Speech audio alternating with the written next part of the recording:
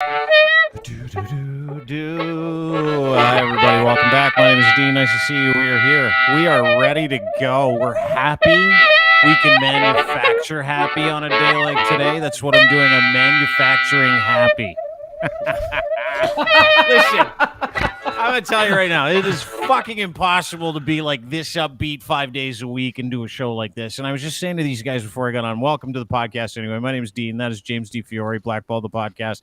Ryan Lindley, Sheeple Shepherd from the Hot Wallet podcast, Scott Trade, Scotty Mac. I just want to lead with this. I'm not doing great today, boys.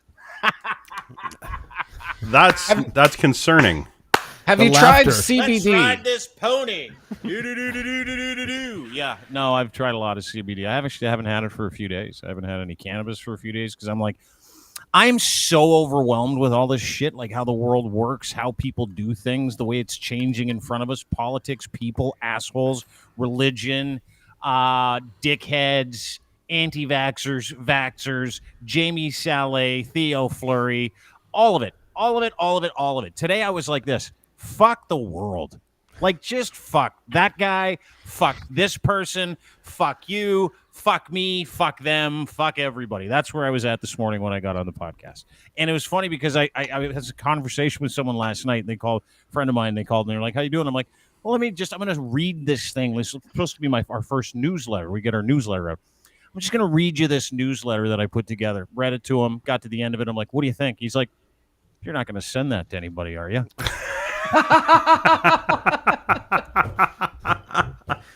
You did that to me once, Dean. Did I really? I sent you a piece about the Will Smith thing, and you're like, James, I don't think you should refer to Will Smith as having Stockholm syndrome. Yeah, Stockholm syndrome. Yeah, I didn't like that. That was one. a good one, I thought. Yeah, it was not bad. But no, it's just like fucking tipping point. Like, is anybody else? Am I the only person that feels this? Like, I see it all day on Twitter, and I try to fucking stay off Twitter, specifically recently. But it's like, I don't know what it is. Everybody I've talked to, welcome to the show, by the way. We're going to have a great time. Everybody I've talked to over the past couple of days is like, I know, right? When you're like, I don't even know if I want to fucking be here today. Like, the problem is you care, Dean. Yeah, you care too much. You got to stop caring. You're so lucky Lachlan Cross is on vacation this week because he would be all over you right now for your glass half full shit and empty, dude. I'm glass half full. Fuck the full glass. I'm like, this glass sucks. The whole glass is made out of shit. Let's take this shit glass and throw it at people we hate. That's where I'm at today. If you want truth, if you want to do mental, emotional inventory about how I'm doing. Let's take it right now. Let's just do this right now. Because James is like, wouldn't it be great if you just snapped one day on the podcast? Well, here it is. I'm not going to fucking sit here and go, hey, I'm having a great day. Let's talk about fun stuff. No, we've got garbage to talk about today. Like absolute shit. And when I say shit, I mean two things happened to me today where I'm like, that's it. I'm going to fucking lose my mind. One of them was Jamie Saleh tweeting about Bryan Marchment and his death and it being like an unexpected vaccine death because she's a fucking reject. And then Theo Fleury in a Trump shirt, which we're going to talk about today. So that set me off first thing in the morning. And last night I wasn't in great straits either. If you want me to be honest, I've been angry for like 3 weeks, just pretending I'm not. Furious at everybody. And I'm like, go to the grocery store. I'm going to get to the grocery store. I sit in line and I'm like, Dean, whatever you do. Because you can tell, like I'm this person. You can tell when you get to this part in life. Whatever you do, if someone pisses you off, just walk away. Just walk away. Don't say anything. And like I'm practicing being nice to people in my head on the way into fucking Loblaws this morning. Wow. How am I doing? How we doing? Well, let's hear the rest of the story. I kind of everybody was good. Everybody was good in the Loblaws. I was just I'm fucking. You know what it is?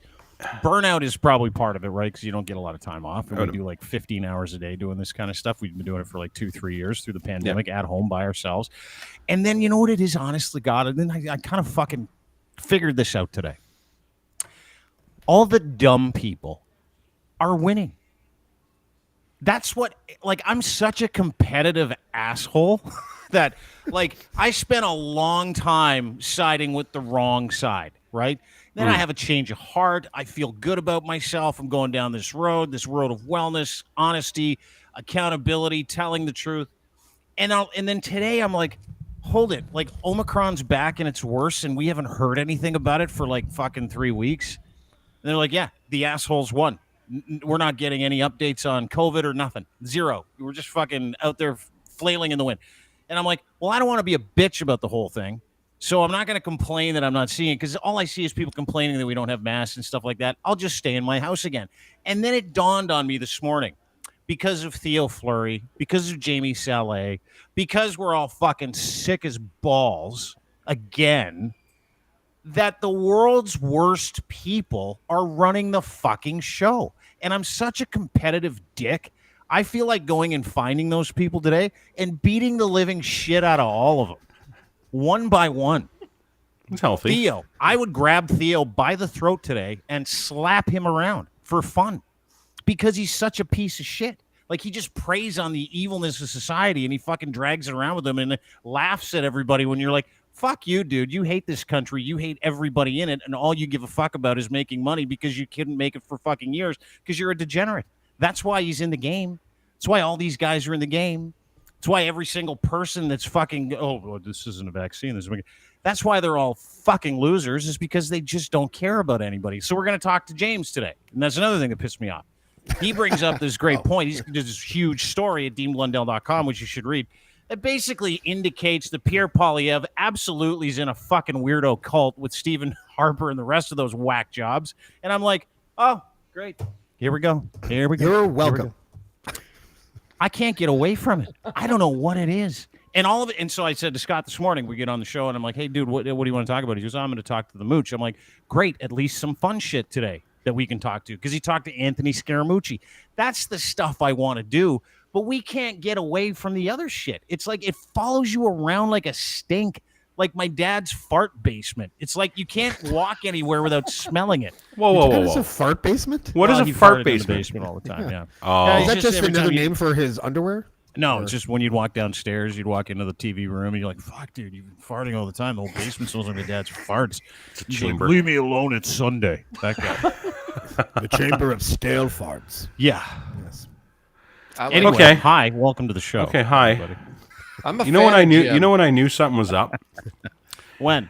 When I was on the phone with you on Canada Day, and you were driving down the road, and you were screaming at the top of your lungs at assholes standing on a bridge With an I knew- upside-down Canadian flag. because I thought at first you were being like, I thought you were being funny, but true. the tone wasn't funny. It was actual. You were being very angry, and you were very exasperated in your everyone tone. else, like, see, I'm a big preacher of like, hey, dude, just fucking relax. Everything's fine. While other people have nothing to do with you. I've just thrown it all out the window now. Fuck it. I'm just as triggered as everybody else now. I've decided to get into the triggered pool and just swim around with all the other idiots. Hey, let's fucking be triggered together. Why not? Just Is that bump bad? into each other. Scott, am I doing something wrong? Dean, Am I the have you thought only about person? Have you thought about taking the show on the road? Like to tour around and get out of the house, and instead of doing Zoom interviews, We do did. in-person interviews. We You did. that We were with at the Joe Carter Classic Carter last thing. week. We I had a thought great that was time. Great. It was awesome. Yeah, you should do more of those. I Just was had let some- us there get too. out there. Yeah, he was angry there. We had some tech problems, and that normally it would just be like, yeah, whatever. We'll figure it out. Dean was mad. He's not usually mad. So Look at all you're these right. people. Look at all these. Melissa, fuck, it's like he's in my head. Of course I am. Well, I think it just shows that you're not alone, Dean. You're it's not the only one feeling like this. Jen Waddell, LOL, what an opener. You're welcome. Remember the beginning of the week, Dean? Yeah. I'm not going to swear. You've literally dropped like 87 F-bombs since we went on the air 8 minutes ago. That's a good point. Yeah. You made a good point there. You're I doing think good. we're working it out now. This is good Yeah. for you. Although I read this week, because I was really trying not to swear on one of those shows this week, because we had a radio company say, hey, can you give us a tape of your stuff? I'm like, what's a fucking tape? Are you kidding me? Tape? What year is this? What is this, the 80s? Want me to send you reel to reel? Is that what you want? Is that what you like? Sir, Make carts? awkward Do we have some conversation carts? as you tell him that the tape is rewinding. Sorry, I'll just be with you in a second. Yeah, did you want me to put a label on that 8-track as well? I'll do that for you. So he's like, can you send me something with no swearing? Blew it out of the water the first day, but I kept reminding everybody in the podcast I shouldn't swear. And then someone sent me an article. They're like, no, it's really good for you to swear. Did you know that? Not only is it great for you to swear because it releases endorphins, smarter people swear more. And so what I did was I sent the guy the tape of us in the last show because we didn't swear very much. And I put that article with it. I'm like, oh, by the way, swearing is totally for fucking smart people. So if you want a smart show, I'm your guy. That was it. Wow. Anyway, welcome Okay. to the show, everybody. Nice to see everybody. Scott Trades from the Hot Wallet Podcast is here. Nowhere near as angry as me. No. Bitcoin's up today. I'm happy. I made money today, Dean. Did you really? Did you make some dough today? Did you buy the dip? You've been buying the dip for a while, the dip and the rip, if you will. Did you buy the dip today? What's I didn't buy it today. I've been buying it over all those days where you guys were like, "This is a scam. This is garbage. Ryan, it's going don't to say zero." us. Don't say you guys. That's when Ryan. I buy. When you guys say it's going to zero, that's when I buy. Yeah. Because that's when I know the bottom's close. Mm-hmm. But Bitcoin isn't Bitcoin. I don't know much. I don't know You much didn't about buy it. the dip, Ryan. You could have made money today, Yeah, bro. loser. You didn't have to go to work. Yeah. Isn't but what has grown better than Bitcoin since 2011? Even where it is now. Bitcoin is the greatest performing asset in all of human history. Yeah. And it comes down to a legendary level. It was $100. Ryan Lindley says 10 years ago. it can go lower. Oh, it will go lower. Did too. Well, dude, he got a chance. It's a funny show today because on Scotty's podcast, by the way, Hot Wallet is the name of the podcast. You can download, subscribe it anywhere you get your fine podcast. Really good. It's a video cast as well. You can get it at deanblundell.com. Follow him at Scott Trades if you'd like it as well. I've calmed down now. You can tell by my cadence. You're welcome. But you got a chance to talk to the Mooch today. And Anthony Scaramucci, fucking great interview. Huge interview today. How did you land it? Thanks, man. Yeah, I mean, Mooch has been in the crypto space for a while, and he's actually one of the people that helped kind of explain Bitcoin to me. So he did an interview with a guy named Michael Saylor, and Michael Saylor owns a company called MicroStrategy. That company owns more Bitcoin than any other company on earth. They have well over 120,000 Bitcoin or something like that. And Michael invested himself in Bitcoin, and he made most of his money by buying major networks, Amazon, Apple, Microsoft, Google, etc., back in the early 2000s. And he wrote a book called The Mobile Wave. And so Michael put a thing together basically saying, look, if I ever see something like Apple, Microsoft, Google, Facebook again, I'm going to do what I can and buy as much of that thing, because he, turned $50 million into $500 million.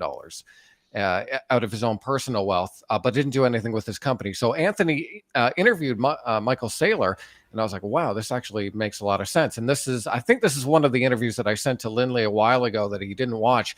And so I have been following Anthony's stuff for a while. And then I just kind of reached out to him, and he's a very nice, approachable guy. Like I guessed what his email address was. And he, I'm a nobody from Canada, and he wrote back and said, yeah, let's do it. So I've been waiting a couple of months to do this interview, and it'll be out on the Dean Blundell Network on Saturday. Well, let's have a little taste here, because you not only talked to him about crypto, but you talked to him about the Batmobile. And I want to know, because you look like you're a little stressed out, but listen, this is one of the clips that you sent me. It's a fucking great interview, by the way. Projection. Well, I'll tell you something, and it's humanizing to Trump, okay, because I want to be fair to him, even though I dislike.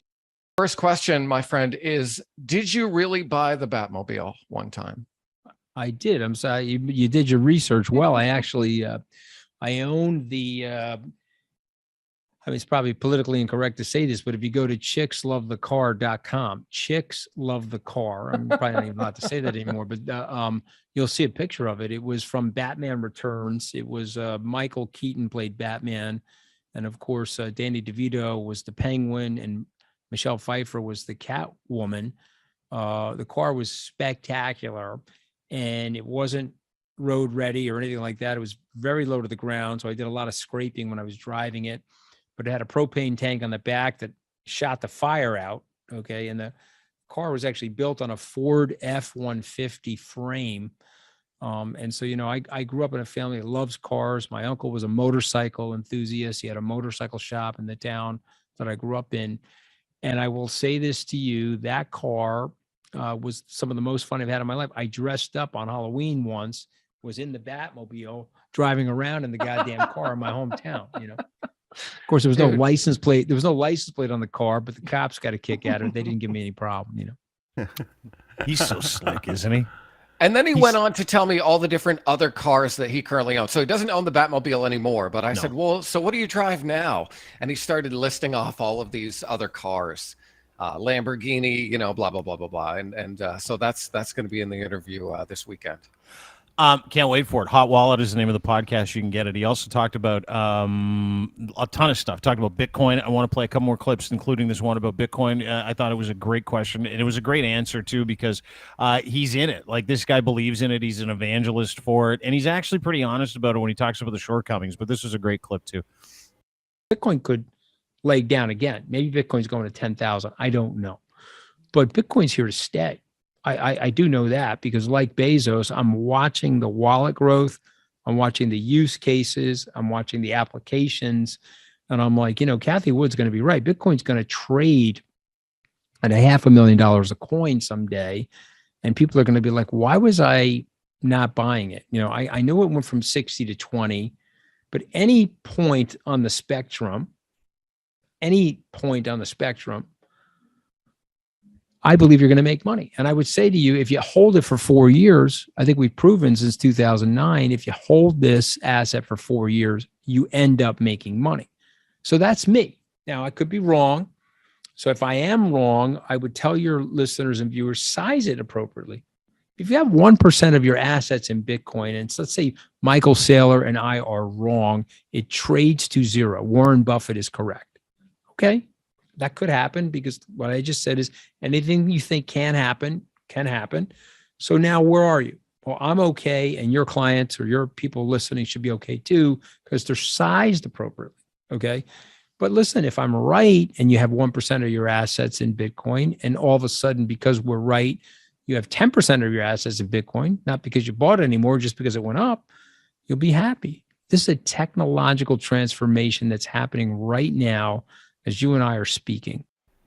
And you may remember last time I was on the show on Tuesday, I did talk about that 4-year moving average. Yeah. And so when the price of Bitcoin is around that 4-year moving average, that's the time you want to ideally start to accumulate some, or, again, don't put your whole life savings into it, because no trade is going to be right all the time. But to his point, if you have 1% of your net worth in Bitcoin and it goes up 10x, well, all of a sudden that's now 10% of your net worth. And so that's how he looks at it on that long-term kind of spectrum.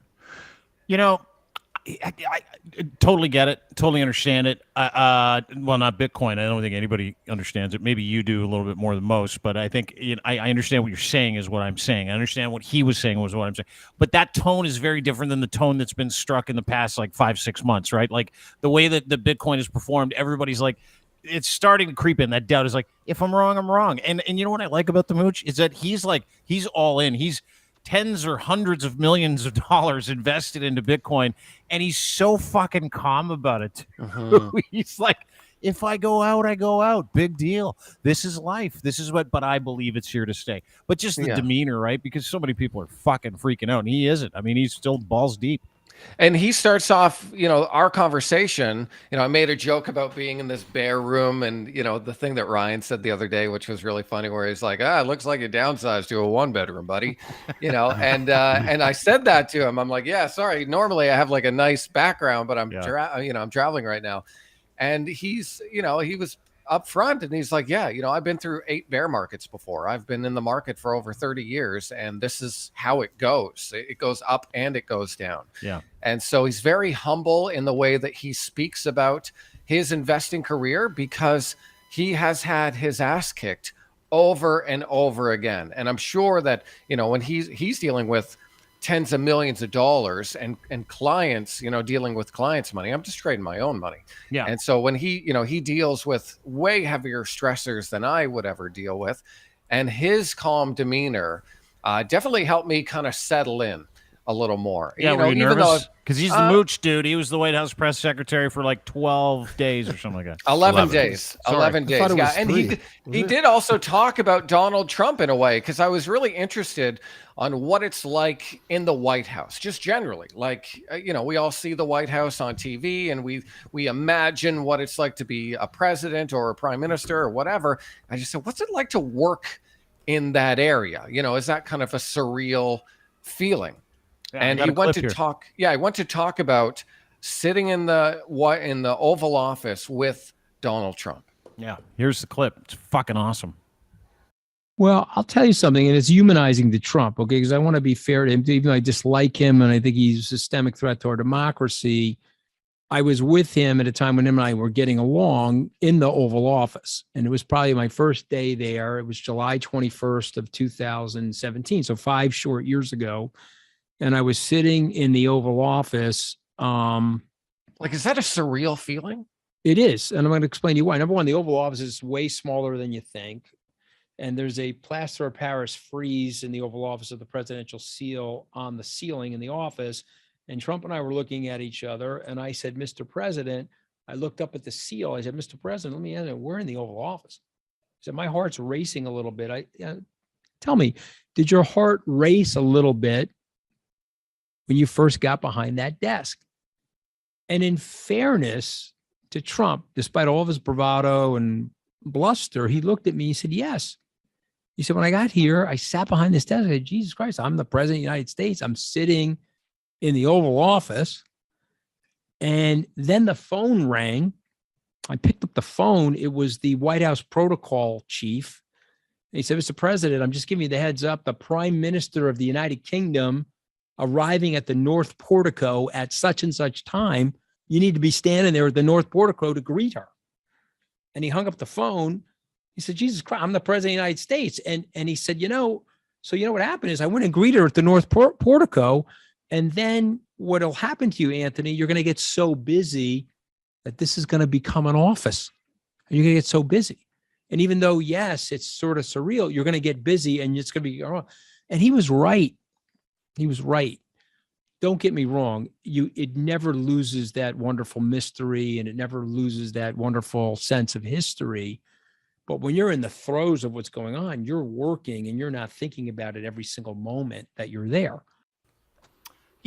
For first fucking great interview, by the way. Scott Trades is the name of the podcast. Scott Hot Wallet. Follow him on Twitter at Scott Trades, Hot Wallet, the podcast. Subscribe to it. You can listen to it. It should be a great interview. Those little nuggets are really, really good examples of the work that you did with him.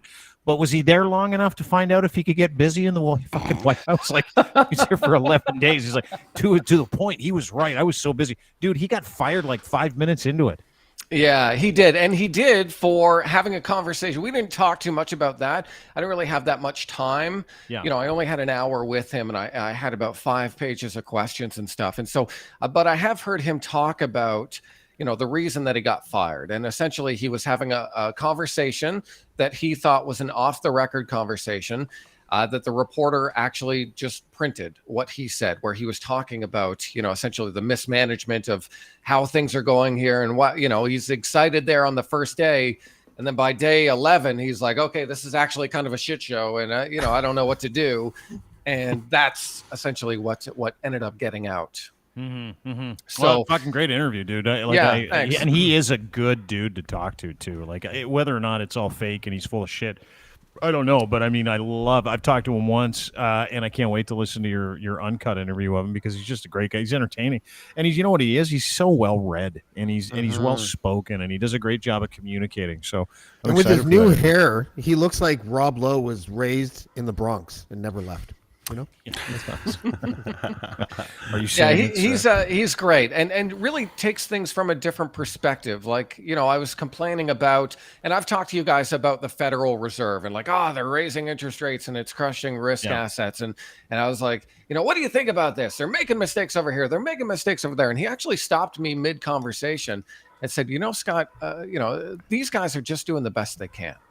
And it really got me thinking about politicians in general. I think that we often will give politicians too much credit either way, too much credit when they succeed and way too much anger when they fail. When a lot of these people get into this job with the idea that they're going to work hard for their people, work hard for their community, and civil servants the same way.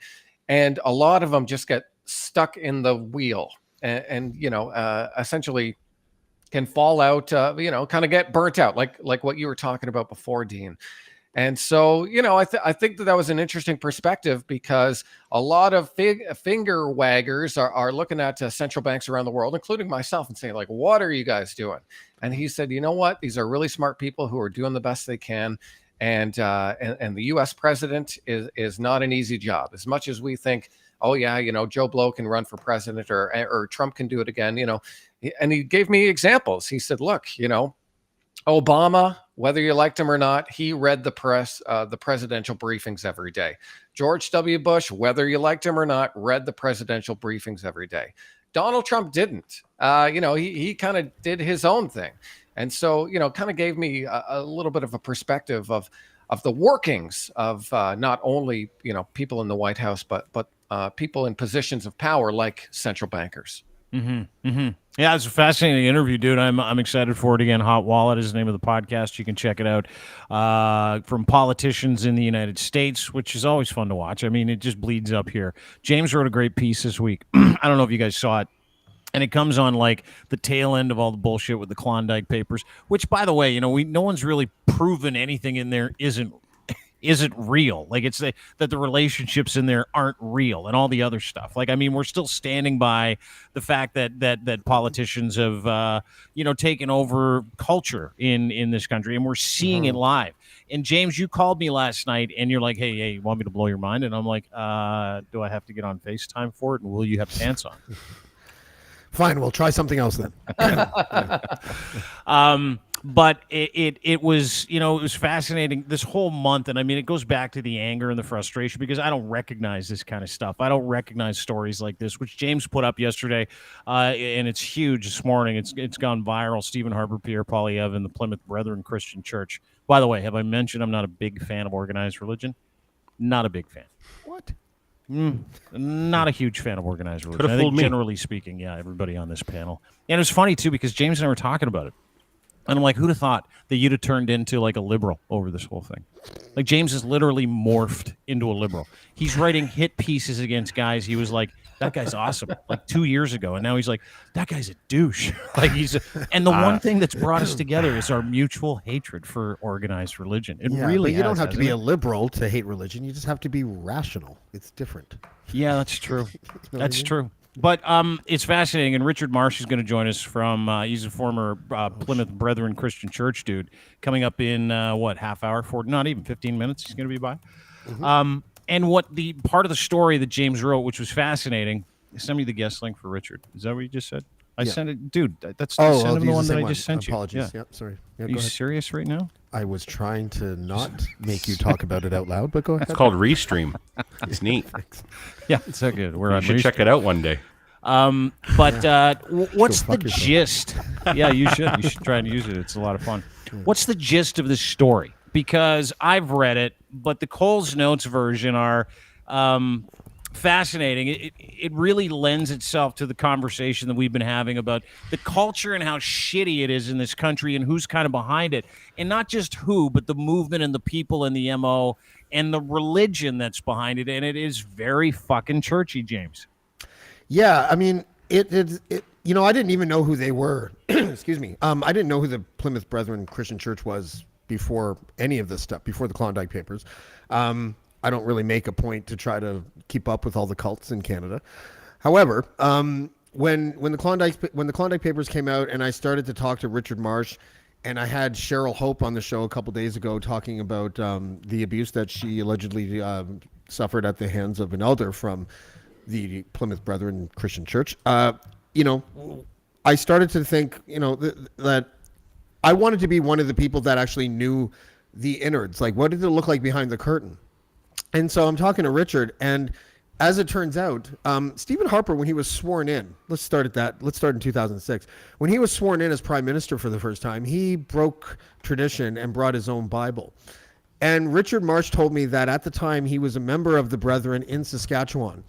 And he was in Andrew Scheer's office when somebody came in with an 8x10 of him being sworn in.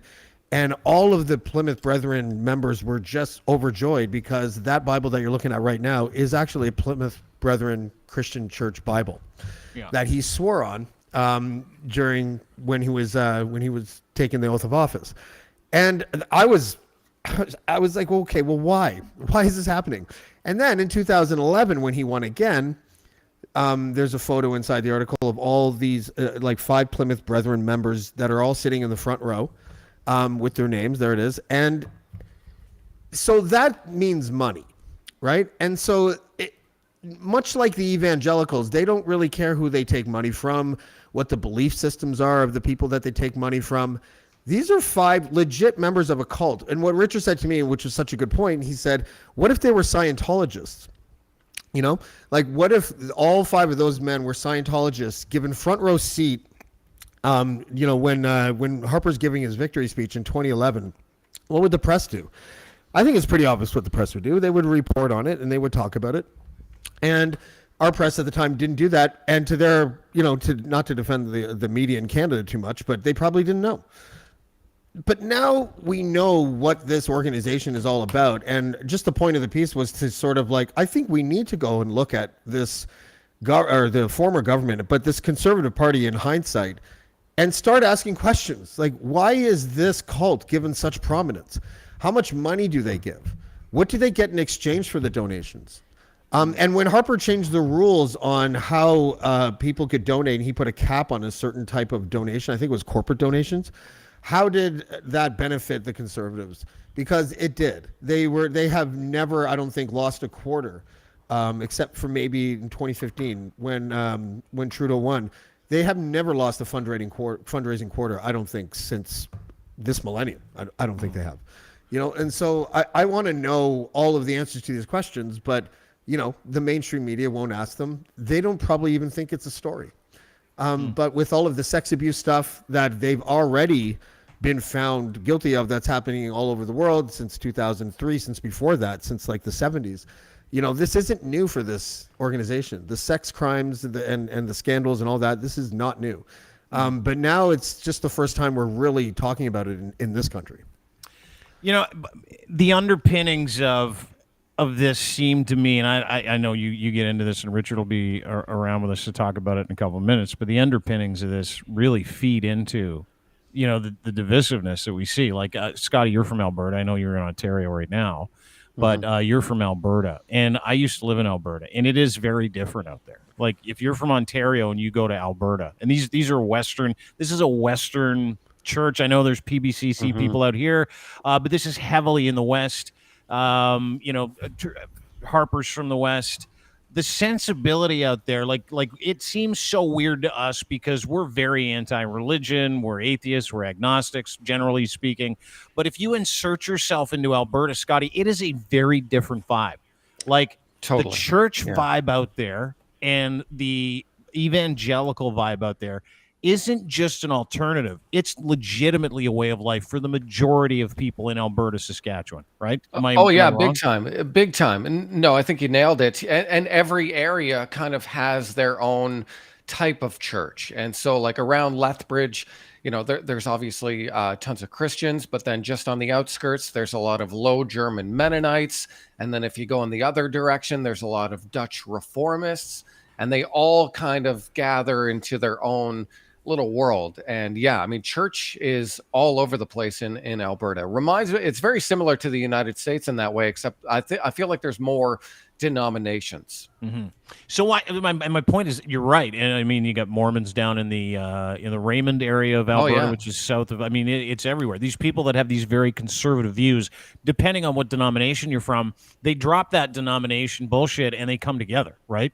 And so when you've got someone, and listen, I find any religion to be a cult. I really do. Like, if your religion is man-made and you have to answer to men and you have to give money to men to be part of it, and if you don't give money to these men and these organizations, you're looked at as an apostate or someone who can't get it right. That's a cult. So these things are all cults to me. And you can sit and dice and slice and say, well, you're not worshiping one man, you're not worshiping one person. Yeah, you are. You're worshiping something absolutely fucking invisible, and I don't want to get into the details or apologetics of it at all, but everybody knows what I'm talking about here, right? That, you know, worshiping a sky daddy with no proof at all, and you've got 40,000 denominations of Christians across North America, specifically in Alberta. You've got thousands of them. They drop their swords, right? And they go, hey, listen, let's just rally behind our guy.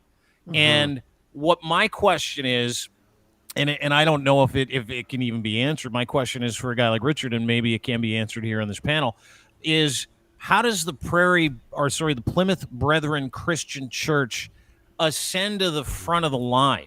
Like, how did they get to the front of the line when it comes to being attached to guys like Stephen Harper?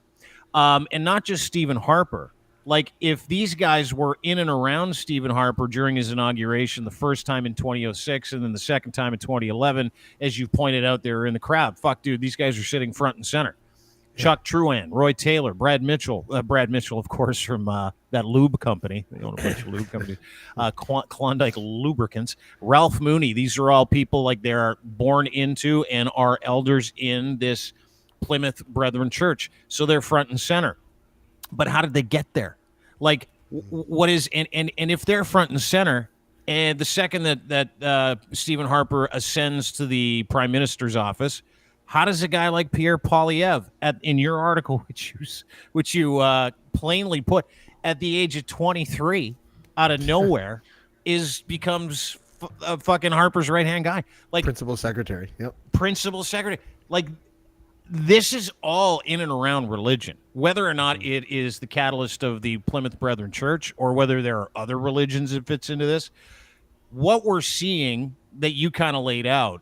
And dude, Max Fawcett had a great. I don't know if you guys read Max's latest today about Ryan. And it was a fucking great article. Yeah, about, the CPC, the new acronym for CPC. Yeah, it was great. Yeah, the Canadian Convoy Party. I mean, it's fascinating, and some of the information that it's really the Convoy Party. And Kinsella put out. Is this it? Yeah. David Hamer put out a really cool tweet about Kinsella, of all people in the Toronto Sun, all places, exposing facts showing the Conservative Party of Canada is now owned lock, stock, and barrel by the Ku Klux Convoy. This is Kinsella. Yeah. Like, this is big time. And this is the Sun. Like, the Toronto Sun printed this, and they fucking hate anything that isn't conservative. Yep. Rest assured, these clowns, he says, are fully in control of the three-ring circus that the Conservatives have become, because just as the news about Patrick Brown, who, by the way, got taken out by Poilievre yesterday, is fucking brilliant. Just as the news about Patrick Brown was breaking Tuesday night, political types for checking in the official membership list, the list that was used as a pretext to kick out Brown. And when that list was compared to the Give, Send, Go list of donors to the illegal Ottawa occupiers, this is what we found. 14,707 different CPC members donated to a total of $1.775 million to the so-called Freedom Convoy. The list shows CPC members were one of the greatest fundraisers for the Freedom Convoy's occupation in February, and their donations happened in February. Most of the donations, made in secret, were for hundreds of dollars. What does that mean, Kinsella says in this Sun article? And good for the Sun for printing it, even though I fucking hate them. It means Conservative Party has effectively taken over by the convoy types. And who was the biggest critic of the Freedom Convoy types?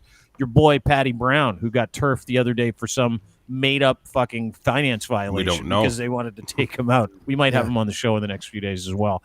But, I mean, if you brass tacks this is Alberta and the Western provinces saying, fuck you. Enough's enough. Enough's enough. We're coming for the Prime Minister's office again, is it not? Yeah. It's very similar to what happened in the U.S. when the Tea Party kind of took over, elements of the Republican Party, for sure. Yeah. There is also a interesting caveat to that thing, which is that maybe it was 3 weeks ago or something like that, when there was a news story in a Post media paper, I don't remember which one, where it was basically talking about there's whispers about Patrick Brown's high membership totals being suspect. And then Poilievre doubled his. So they took that strategy off the table, because I think the last thing that Poilievre would want would be his membership drive to be audited. Right? Yeah. He had 300,000 new members. I don't know how many irregularities are going to be there, but there's going to be a lot. And so they're like, well, we can't get Brown on his 130,000 members, because then people are going to scrutinize ours. Right? Yeah, exactly. Right. So instead, they decide to go for something really solid, which is an unnamed source saying a bunch of shit that they won't tell us. Yeah. And that's the problem with the CPC being a private entity. They're not required to tell us what is going on inside. They have no obligation to report to us what they found and reported to Elections Canada, and Elections Canada also is not bound by anything to tell us either. So, because he wasn't actually an elected leader. So, yeah, pretty cool loophole there to just make up a story, and it's unreal. There are staffers that overlap from Mayor Brown's staff in Brampton and the staff that was accompanying him. But he says that they were volunteers, and I don't know if they were or not.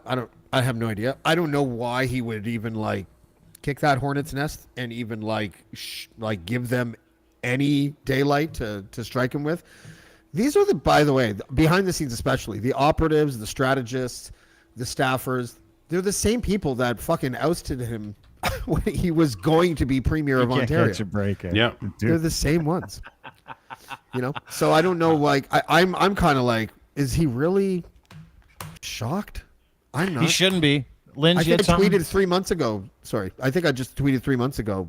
Why are you doing this? You know what's going to happen. They're gonna get you. Yeah. And you're gonna get browned.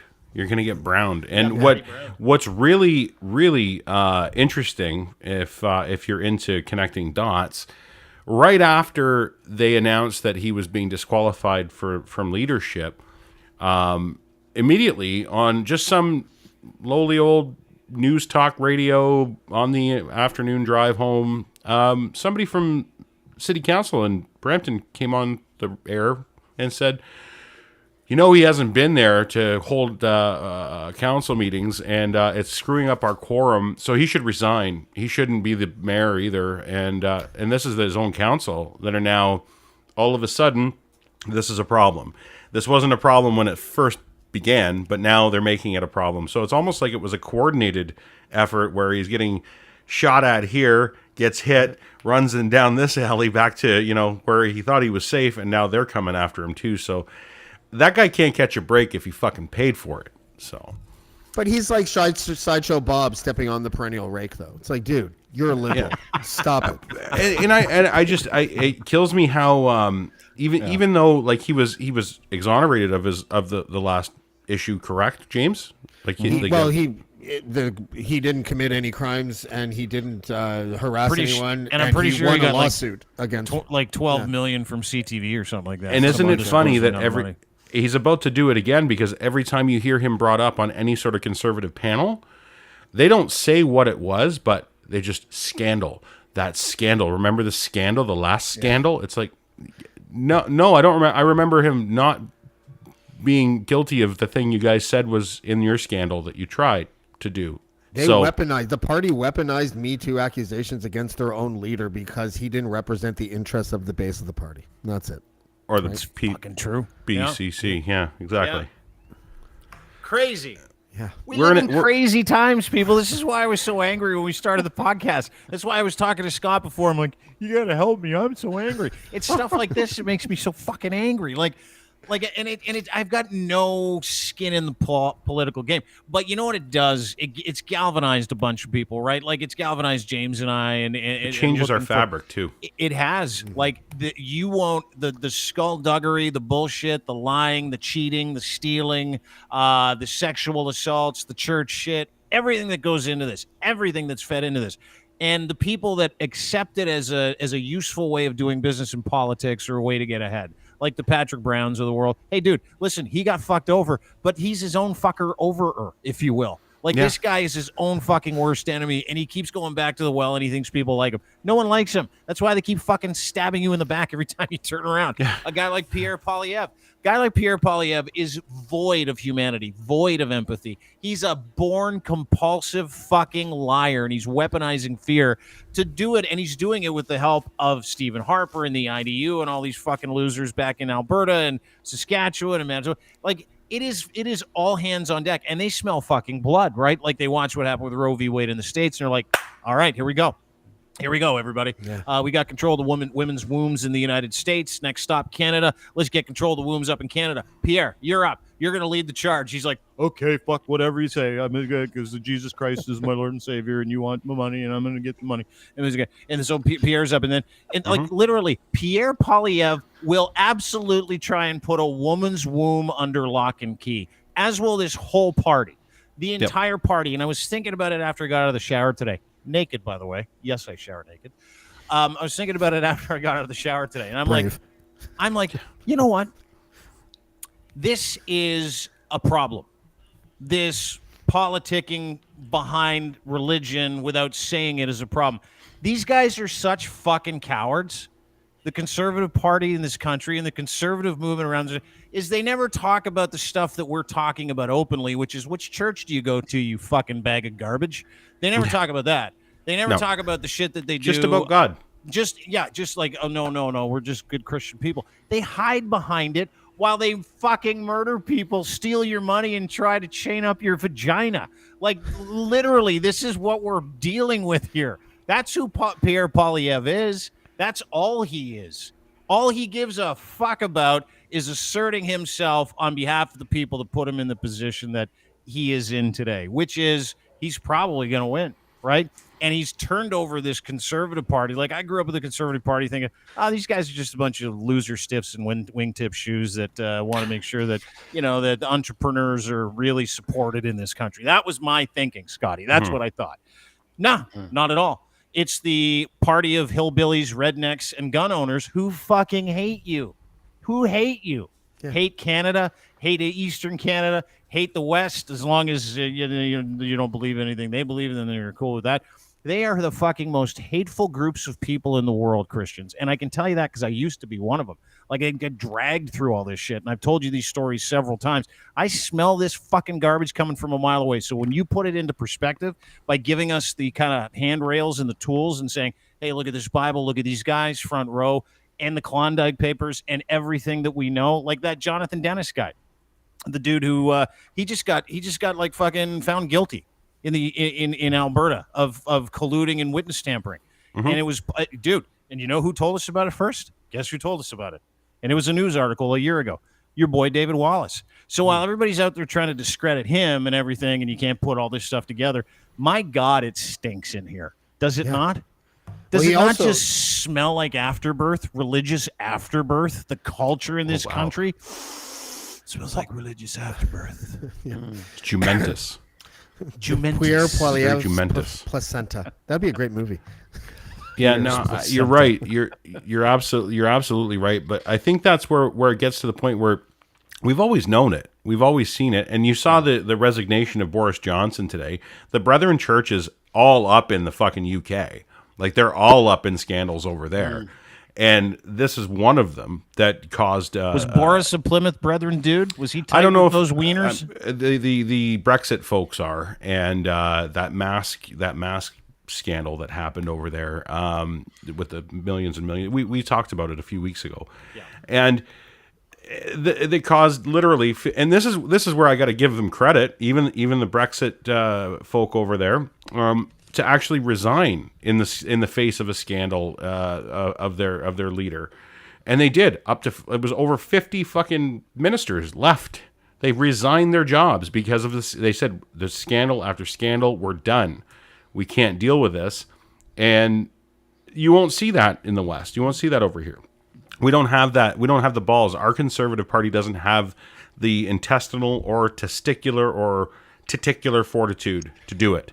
They won't do it here because they're all too fucking greedy, and they're all too power hungry, and they're all too. It's a sense of control, and it's a problem here, and it's because we've become Americanized in Canada, where our parliamentary system is treated like a fucking bank machine. Let me bring up a couple of things for you guys. Let me show you something. Great points, Linz. Let me show you some stuff that I saw today, and I just wanted to bring this up. This is one of Canada's greatest hockey players.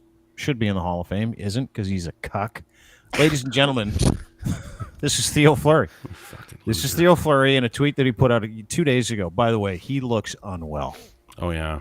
Like, he doesn't look good. He looks like someone just finished some kind of treatment for something. Somebody, he looks like Sloth won The Biggest Loser. Yeah. or somebody got lost in The Amazing Race. Goonies? But it was a special edition. There you guys. If you get it. The special edition of The Amazing Race. I'm at the Trump Tower. The handicapable version of The Amazing Race. Yeah.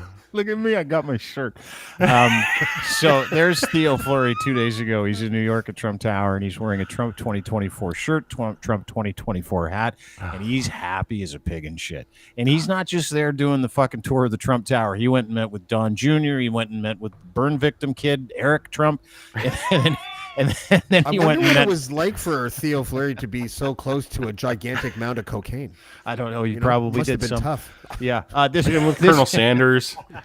That's him with Raj Stone. The guy next to him is a guy named, I believe, Josh Borgo. He owns Borgo Tilling Tools.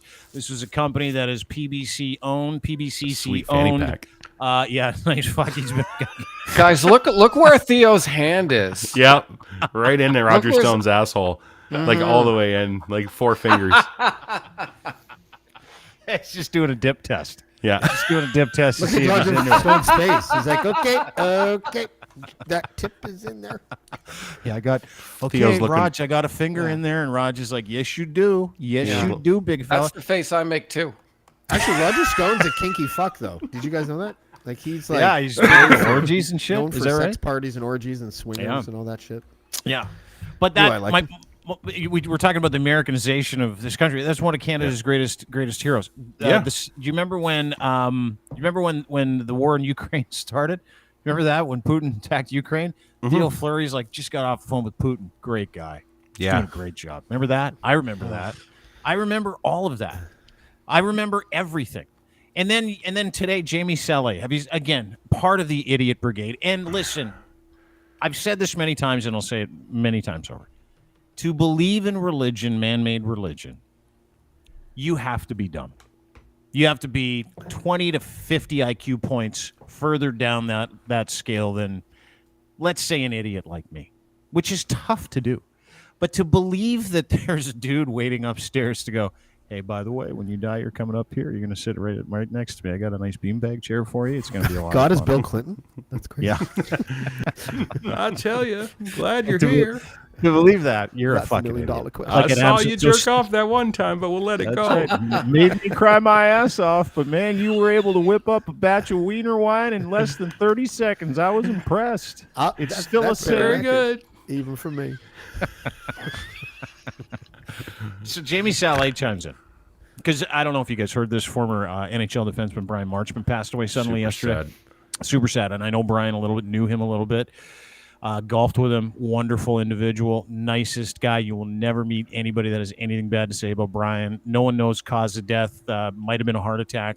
Got to wait to find this stuff out. Just condolences to the grieving family of Brian, whose son plays for the Florida Panthers. His name is Mason. Great guy. These are good golfers too. Nice people to see on the golf course. Jamie then chimes in. This is Jamie Selle, who also is incredibly stupid, and you can tell she's incredibly stupid because her eyes are so fucking close together. It's disconcerting to me. But you can. She only needs one goggle when she goes swimming. Yeah. She could get Looks like by a with a cyclops. monocle. I'm not wrong, by the way. Her eyes are disturbingly close together. This is how I know she's dumb. I've also interviewed her a few times, and that's why I know she's stupid. Jamie Selle, she said, this makes me very sad, commenting on Bryan Marchman's passing. Makes me very sad, like other healthy people who are dying, quote, air quotes, unexpectedly. He hasn't even, like his family hasn't made it to Montreal to claim the body. Yeah, She's diagnosing him as a vaccine injury. she's already done the autopsy. Right, she's done the autopsy. She even knows he's healthy. How the fuck does she know that? That's the dumbest figure skater in the history of figure skating. She's like the fucking zero hero now. That's what she is.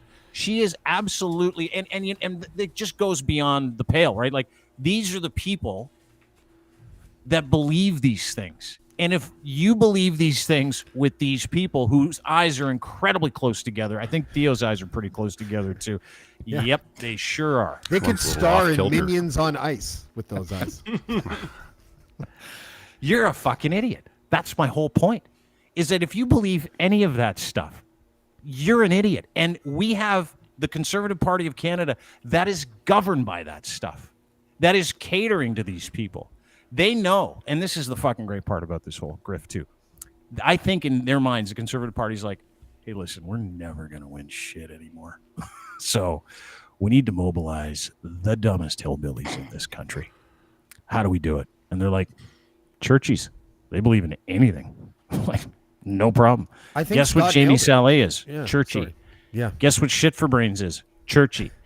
Guess who's in charge of this movement? Churchy. Where do you see the the convoy signs? Is like, repent, Jesus will save you from the vaccine. No, he won't.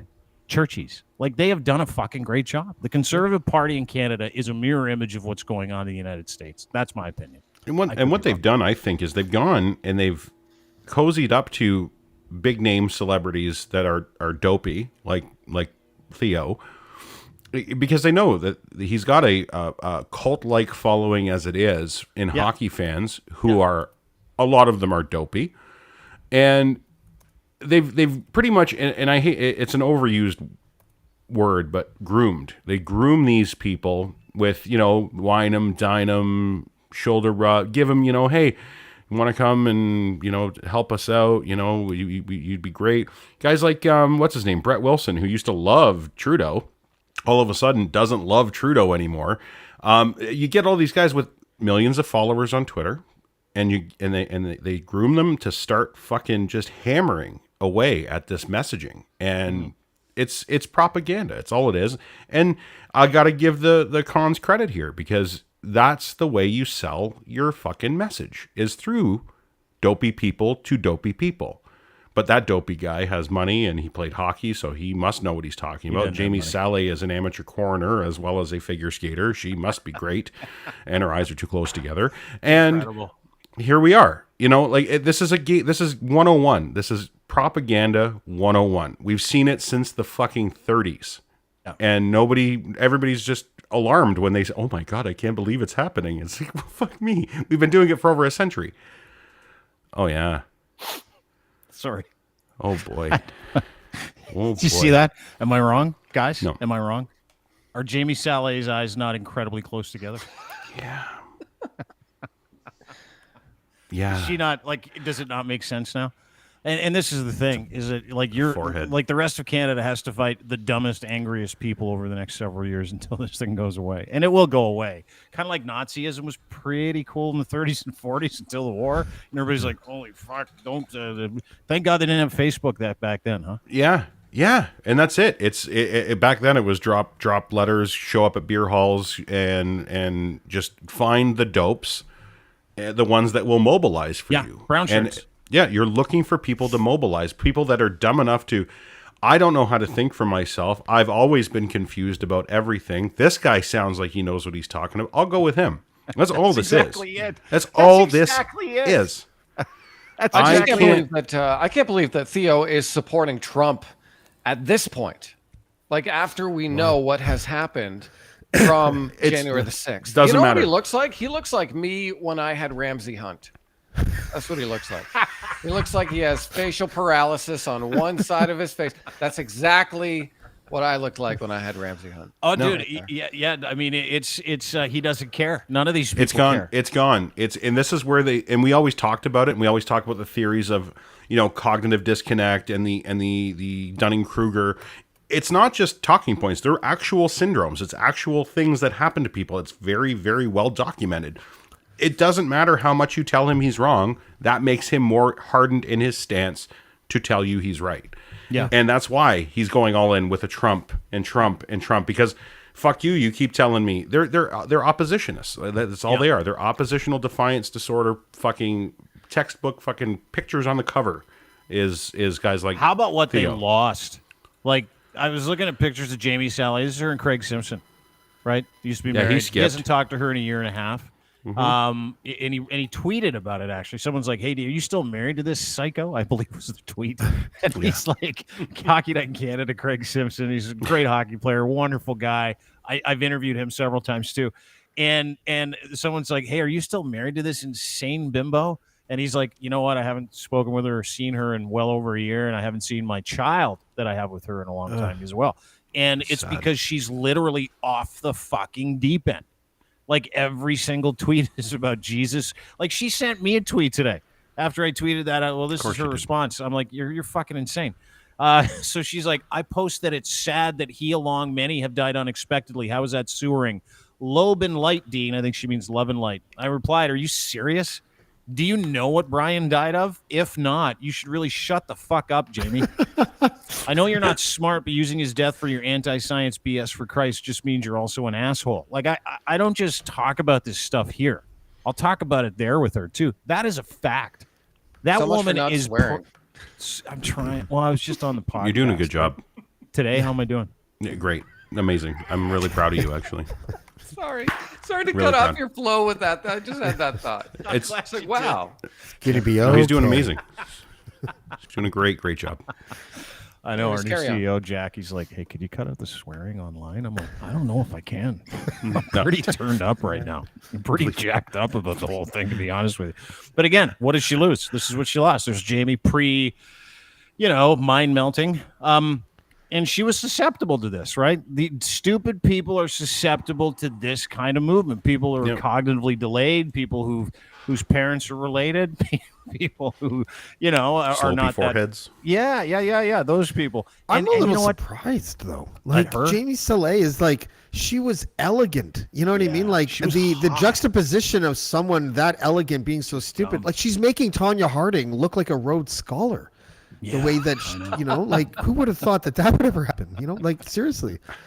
She was the undisputed queen of shitty female figure skaters. Shitty and now things. That's another contender, right? It's weird. I know. You think? Did you notice, Dean, that she's blocking a bunch of people who replied to that thread? No, is she really? Yeah. She's blocking. She's blocking. I didn't see it. Is she really blocking people that reply to that? She didn't block me. I mean, she's still front and center. I can see old Jamie, but she misspelled about 4 words in a 1-sentence reply, so I know she was super pissed off.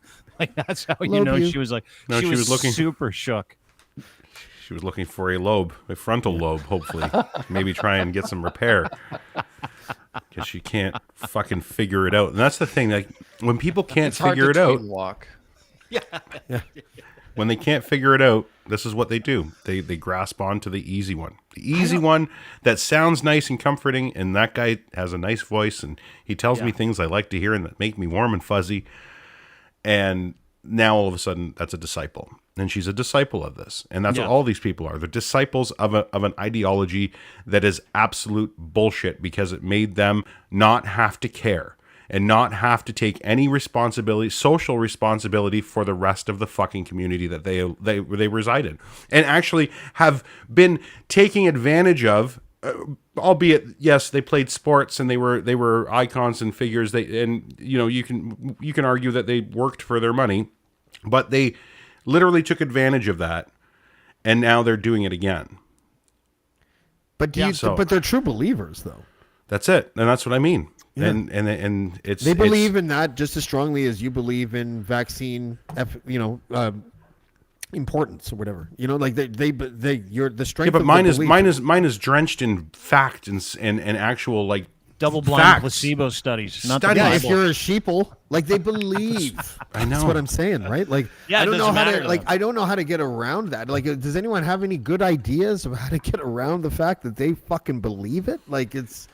Well, you can't, and that's the thing. Like, you know, some of these people out in Alberta, Scott, right? They're probably surrounded by them. There's probably just like hordes of them just standing around, just like he has to kick them off his porch when he's leaving in the morning. Yeah, just get off my porch, you crazy fucker. Mm-hmm. We actually had a lot of protests in Lethbridge. They were protesting on one of the main drags.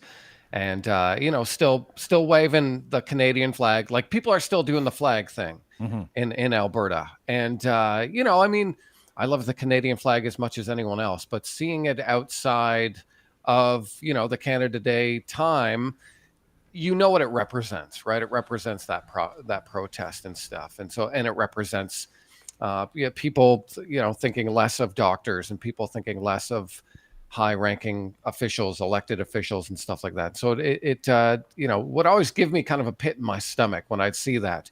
Even though I'm a very proud Canadian, I love this country more than anything. Yeah. And so, I mean, it's still going on, and there are people still protesting today. Like probably, there's people still protesting the old vaccine mandates from a year ago. I don't think we should let them have that branding. You know what I mean? Like, I don't like the fact that people look at the flag now when they see it on one of those guys and they're like racist. I don't like that. We gave them that. It was better when they were separatists and they just flew the fucking Alberta flag. You know what I mean? That was so much better. Or the Gadsden flag from America. Yeah. Because they were so fucking dumb. They're just MAGA dumb. hats. Get the MAGA hat back. Give me back my flag. When you're driving from Lethbridge to Calgary, there's actually a big truck, a big tractor trailer, and a big sign that talks about Alberta separatism and that kind of thing. I know how we can do it. We can just take a page out of what's that crazy church that protests all the things in the States? Westboro Baptist. Yeah. We should just paraphrase the Westboro Baptist Church and just create a slogan called "God hates flags." maybe. It can work. Use it against them. That's not a bad idea. We live in like a that. flag time now, don't we? Like we don't never live in Bunch a of flags. Do you remember when? Thank you. Do you remember when we used to like go up to someone and talk to them? Now we don't do it. We just drive up and down the highway with a flag that says what we need to say. Like that's what they do. That's the new thing. It's like I want people to know where I stand. Yeah. So I'm gonna spend $80 on a flag that says "fuck Trudeau." I'm gonna duct tape it to my fucking hockey stick. I'm gonna hang it off the back of my Ram truck. And here we are using words like a sucker. Yeah, and here we are talking about these things. Those people don't want to talk about it. And you know what's fascinating is that every politician that talks, you know, no one they never mention these parts either. They don't talk about these people. They don't talk about their flags. They don't talk about the damage that they've done. They don't talk about the Christian shit. They don't talk about the religious shit, which is how you know that they're full of shit, right? Yeah. Is that this is an open secret. Them wanting to govern the rest of Canada by biblical theocratic rules. It's an open secret, yet they won't say anything about it. And no news people will ask them about it. Nobody at MSM will talk about it. No one at the Star, no one at the Sun, nobody's talking about it. No one's going, hey, can we talk about religion? Because they're so afraid of upsetting people and their freedom of religion, and they think it's just fucking right. It isn't. When you're impinging, when you're trying to subject large group, like tens of millions of Canadians to theocratic rule where, you know, you Sharia can't get an law. abortion, Sharia, like Christian Sharia law, which is really what it is, right? It is what it kind of is. what it is. It's Christian Sharia law. When you're trying to do that, you'd think that you'd maybe say those parts out loud, but they don't. They just say words like freedom and the freest and super free and mega free and reclaim and this and I want to fuck some wood and something else about a beam and can someone stick a 2x4 in my anus? Pierre, please, can you do it? Like these are the things that they say because they like to distract and use these fancy words. But listen, here's the truth, and I'm not going to be talking about this for much longer because I'm so fucking tired of it, and I've reached my tipping point. Is that these people hate you. Christians hate you. They hate you. And I know that because I grew up in it where they would say things like, we hate them, they persecute us. But when you left church, they encouraged you not to talk about it, not to say anything about it. Don't tell them what we talk about in here. Let's keep it all a fucking secret. That's Stephen Harper. That's Pierre Poilievre. That's the Conservative Party. They fucking hate you. And they are going to hate you for a long period of time because they've morphed into this fucking group of weirdo hillbilly rednecks that talk with flags and meet with extremists and embrace Jesus Christ like he was a fucking real dude. He wasn't. He was a philosopher that liked to give it to Mary Magdalene on the side. That's who that cat was. Like him already. That's who that was. Yeah, he got it in. Big His time. mom cheated on his dad. Yeah. Right. He was Imagine the being Elon. Joseph. He was the Elon Musk of the year zero. It's like the biggest infidelity story that just got way out of fucking hand is what this is. Plus, I don't think Mary gave any consent. No, right? she was Just 16. immaculately Their God's a raped by fucking God. pedophile. Yeah. Yeah. It's a shame. It's a strange word. Speaking of Elon Musk, did you see that he had 2 extra kids just a couple days ago? Come on. He's going to be broke by the time he's done. Jesus Christ. Scott, your hero. Is he an NBA player? Like, what the fuck is going on? It's 2 more? My Sean hero. Kemp is his main Collect them advisor. all. Court documents reveal Scott Trade's best friend, Elon Musk, had children with a long-term Musk executive. This is the lady impregnated. She is a Canadian woman, as a matter of fact. She worked in AI. And she was working with him since 2015. Her name is, let's get to the first page of that. Here we go. Her name is Siobhan Zillis. And apparently Musk is the father of twin children, and she's a Neuralink executive. Business Insider shared court documents filed this May, petitioning a name change for both kids. Children's last name will be their father's, the mother's name to be contained as their middle name. So each kid is going to have Zillis as their middle name. And once it actually hit the news that he had indeed 2 more bastards, Elon was like, this is what he tweeted. Doing my best to keep the underpopulation crisis. Holy A collapsing birth rate is the biggest danger civilization faces by far. Mark my words, they are sadly true. He fucking believes it. I'm sorry, Scott, he's hilarious. Isn't that the best response, though? I mean, come on. What do you want him to do? Apologize? He's like Tracy Morgan with no swagger. Oh, man. I saw that, and I'm just like, You know what? Cool, buddy. Jesus Christ. I like Elon Musk. Isn't that unbelievable? I did too. I'm interested on the timeline because he was with Grimes last year, I think. Well, he gave her a surrogate baby last year, but he also gave this lady 2 wiener babies this year. So straight from the tap. Yeah, right in there. 2 wiener babies. Wow. A couple wiener babies. Because you know why? Because I'm going crazy. That's why I think everything's fine. Oh, we're going with you. We love you. I'm going nuts. Great. But he gave her a embrace couple of the horror, Dean. That's what I'm doing. That's why I'm okay with it. I just embrace the horror. Sure. What else you got? What a show. We're all just waiting for the white coats to show up patiently here. They're coming to take me away. Just so you know, that is his 9th child in the last, I think, 13 years. This is him with a couple of bastards and a former chick, or as I call her, a vessel. That's him with a vessel and 2 bastards. There's no vessel in the bottom. That's him at the Vatican with 4 bastards, and he's got 3 bastards there on the right. So 9 total bastards now for Elon Musk. I got to wonder, question. Oh, my God. For the panel. Do you think these women are okay with this because they know they're getting some super smart jizz and the DNA is going to work with theirs, and they're like, I'm going to have super smart babies? Or do you think it's a money thing? You think they're trying? They're set for life. Yeah. They are set for life. I would carry his baby to be set for life. I would. And I believe I could if I wanted to in today's But would day you and age. carry a So wiener He'd baby? figure out that technology for you, I think. Yeah, I'd do it. I'd push it right out of the existing hole too, just to make it be set for life. I really would. No, Okay. seriously. Do you think these women Ryan are just getting pictured are, that. like? I Are really they need pulling money. the goalie without him knowing, or is he like totally cool with having 9 kids with 5 different women at the age of 50? Fucking. I think he's such a self-involved guy. I think he thinks that he thinks he's doing us a favor is what I think. And I think he thinks that that's his contribution and that's going to be like his legacy is that important that he needs to procreate as much as he can to make sure that it stays in the gene pool, I guess. I have a feeling he's that nuts. I have a feeling he's that kind of guy. Have you There guys is seen some science. Sorry to cut you off. go ahead, Ken. please. There is some science that the population will be a big issue real soon. Oh, yeah. In terms of the amount of young people to support the amount of old people. And so scientifically, what he is saying makes a lot of sense. I just didn't know he'd take that all on himself. Realistically, Way to go, in this Scott. world. I don't believe a fucking word you just said at all. In fact, you just love the guy trolling. because you. Yeah, he's like, can you imagine, like literally, court documents reveal you have 2 more bastards in the last year, which you've tried to keep secret, and your response on Twitter is doing my best to help the underpopulation crisis.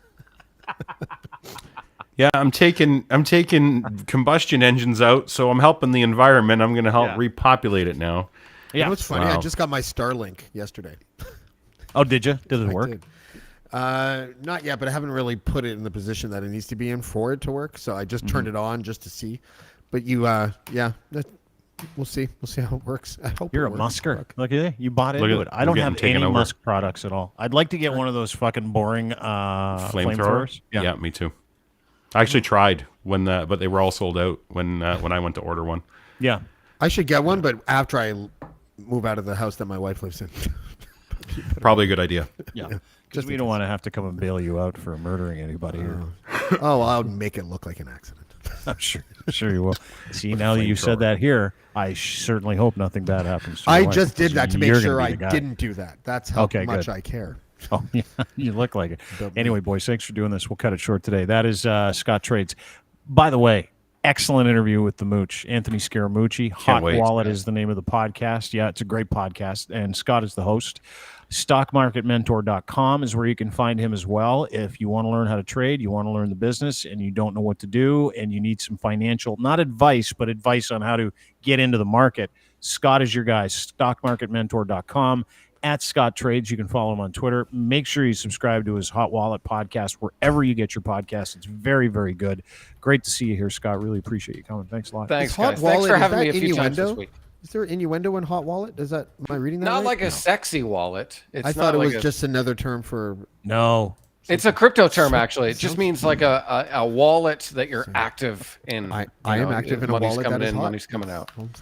Yeah, okay. Congratulations. Yeah. Thanks. He kept it in the sex realm, Scott. Sorry.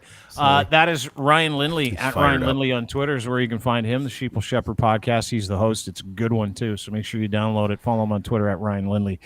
And, of course, my boy James DeFiore at Blackballed. At James DeFiore. Blackballed, the podcast, is where you can find him, wherever you get your fine podcasts. All of these podcasts at deanblundell.com as well.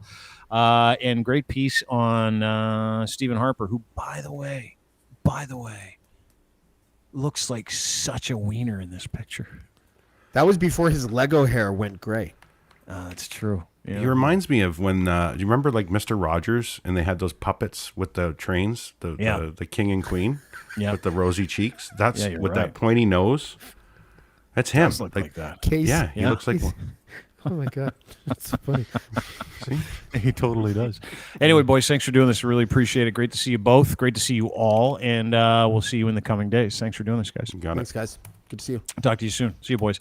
That's the crew. Thanks to everybody for joining us today. Really appreciate everybody being here. Don't forget to subscribe to our podcast, specifically on YouTube. If you're watching this on YouTube, thank you. YouTube, Dean Blundell Show on YouTube. You can also find us on Twitch, Dean Blundell TV on Twitch. And thank you to our friends over at Easy Auto Financial for making this possible. Make sure you get in touch with Easy Auto Financial if you're looking for a place to get a car, get financing for a car. Hard to get financing. Times are tough for a lot of people. Yeah, these guys do it for you, and they don't charge you a dime. Go to easyautofinancial.ca for your vehicular financing.